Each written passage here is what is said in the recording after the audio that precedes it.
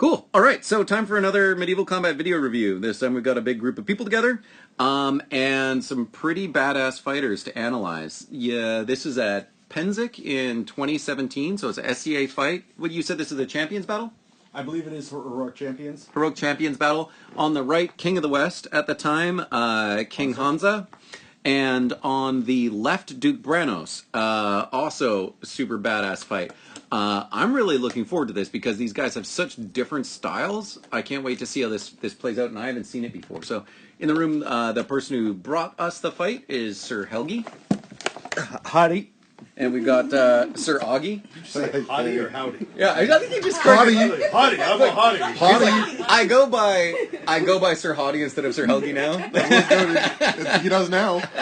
Can we edit the stuff out and post? I'm going to post a Kaid real quick. We could. We also have Sir Augie the Hottie. We have Ceridwen, Rowan, and Finnr, and Lynn. Oh, yep. Okay, so the way that we've learned to do this by popular request is to not immediately jump into analysis, but it's like frame by frame. So we'll let the fight run. Both right-handers, both center grip shields, both similar length swords, similar height, similar build. Both very fast, and they both have thrusting tips. So it's a pretty evenly and balanced match. One of the things that I love about both of these guys is that how they talk about footwork. And this fight to me is really about is a match between footwork, right? Brannos' style is he likes controlling range and then uses short jabbing strikes to take advantage of his opponent.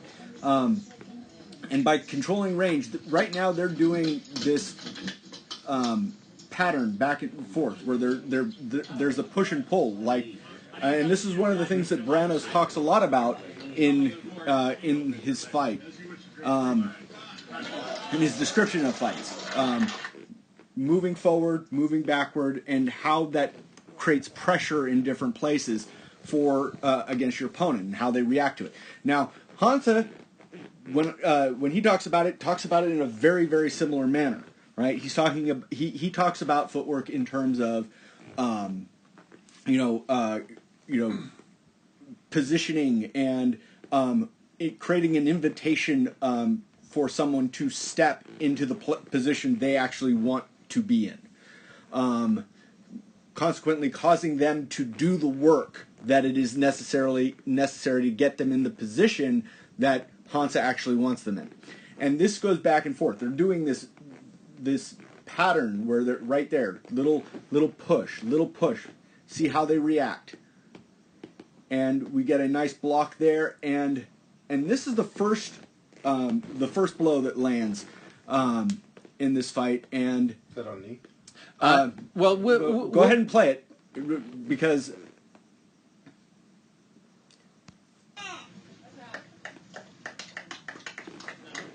So, briefly for people watching the video, Brannos told King Hanza not to take the leg shot. He didn't think it was good enough. Right. And these are two of the best fighters in the world, right? Brannos doesn't want a sloppy victory. He wants to convince his opponent that he's dead, right? That he has been struck in the leg, and this is the height of prowess in my mind, right? Brannos knows he can hit him better than that, and he's going to try to do so. So at this point, who do you think's in control? Both of them. They Yeah. both are. Yeah. It's a push and pull, like Tony was saying. Yeah. So like. Push and pull. Well, so I'm looking at it, and actually I think Hannes is more in control, or Hans is more in control of the fight. Well, Brannos is keeping that range. Hans is definitely being more aggressive as far as the shots that he's throwing.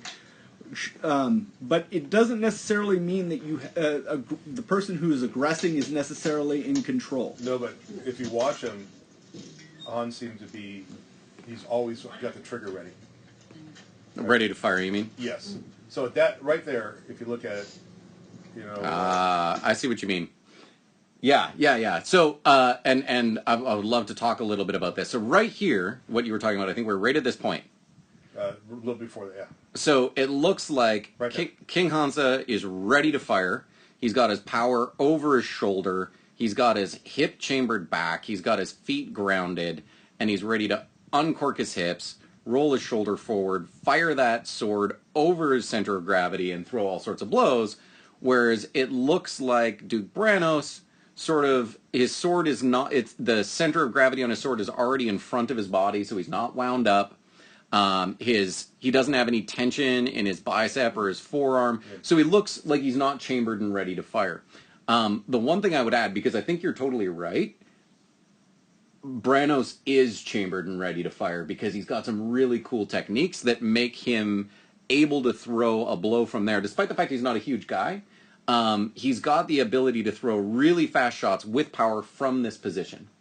And they're some of the fastest out there. So this doesn't look like he's as ready to fire, but he might be the exception to the rule for that sort of position.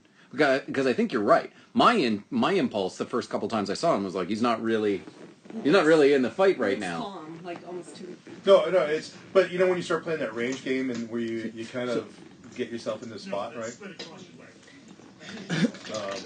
And again, if you look at Hans, always has a shield ready to go in position.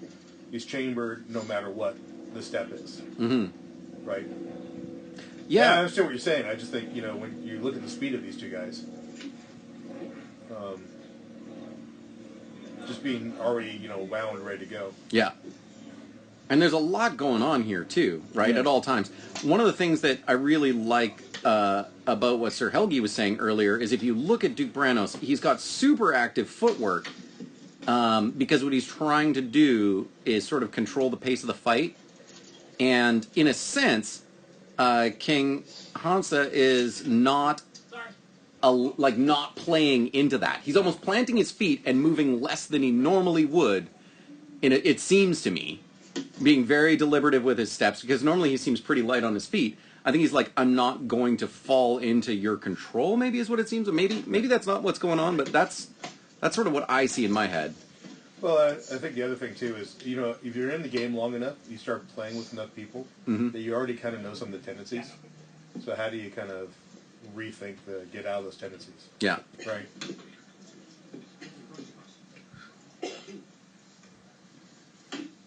Because I find that, when we go to fighter Marshall's doing a practice... good job. yeah. Got a cute butt, though. A little wrinkly for my taste. Yeah, if these guys would stop moving around, it'd be much easier. That's the thing. Look at that. You see so many shots aborted and called off instead of thrown because they know they're just going to... They know that if they leave themselves open after throwing a blow that isn't going to land, that their opponent's going to take strong advantage of it. Neither of these guys are just firing.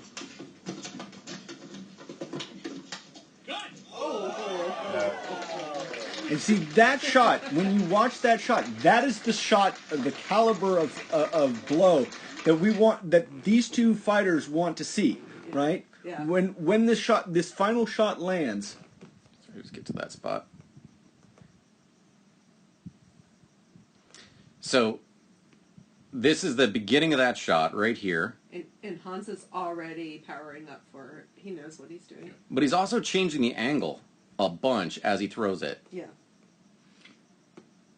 And when it hits, you will actually see that there is force being transferred into the helmet. You see the helmet move, right? This is that indicates that there's power being transferred.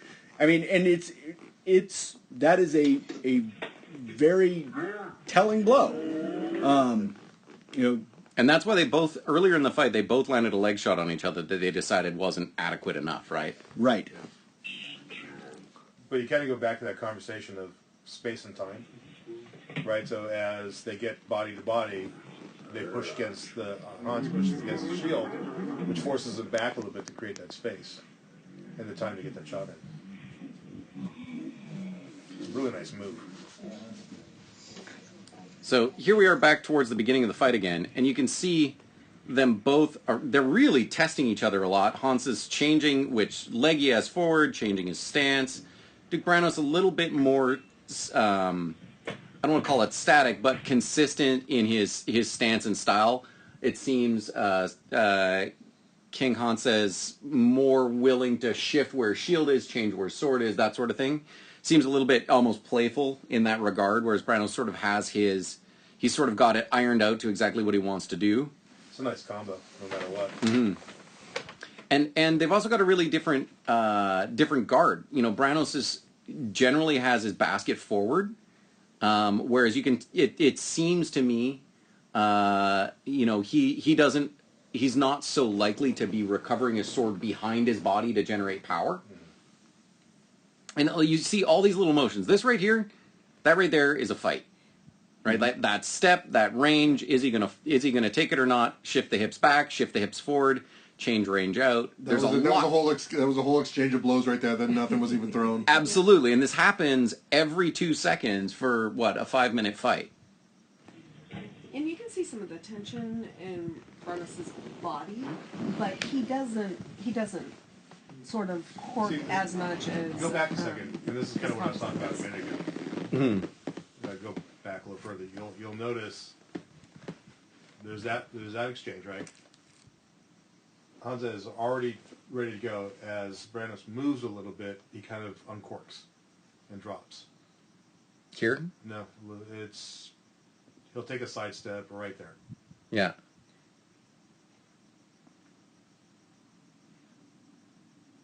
Is this what you're talking about? Yeah. But there you see the tension come back. Yeah, he's doing that. He's doing pumps with the hip and with the hand, right? And I think he's also saying, he recognizes, first off, that his opponent knows he's open there. Like, they both know that that's an opening in a spot that Brannos can hit really quickly. They're both aware of it, so I think that's why he's threatening it with that little pump there. You want us to see how... and there's the shot, but it's just off the front of the handpiece and skips off the helmet, you can see. So he's pumped it a few times, but when he actually throws the shot, it just doesn't connect. And the whole time, His Majesty is waiting to uncork, and as soon as it really comes, he tries to counter right into the same spot, and also just barely picked up by the shield. Right, so the threat was made, 3 times? Mm-hmm. Just in that little exchange, and when it was followed through, they were both waiting for it to happen, right?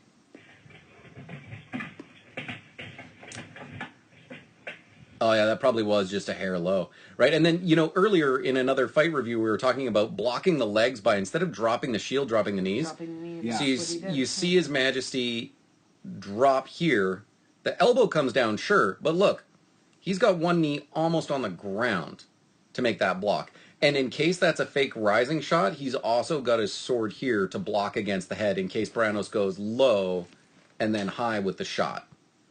And he's also corked to counter. Meanwhile, Brannos is leaned over and he's got his own shield pushed away from the camera to protect against any onside shot coming from His Majesty. And now he puts it into the space where, look at, he's actually opened it up and he's got the back of it towards the shield because he needs to smother that whole area where the threat could be coming from. Which is effective. And now they're both projecting in ways you can only do with a center grip shield to, I don't know what he's going to throw. He's capable of almost anything. So they both throw their shields up to smother those areas. And the thing is, Brannos is able to get his arm back just a little bit, drop his hips. Watch his hips. In this area, to get that leg shot, drops the hips, pulls them back, and look at what a different spot he's in to land that shot. And that's probably why, after some discussion, they decide that leg shot wasn't good, because it's a little flat, it's maybe a little low, and more importantly, even though he couldn't see, he saw a little hesitation from His Majesty, and then when His Majesty took it, he was like, oh, I can tell you didn't like that. So they talk about it and get back up. Right? Exactly.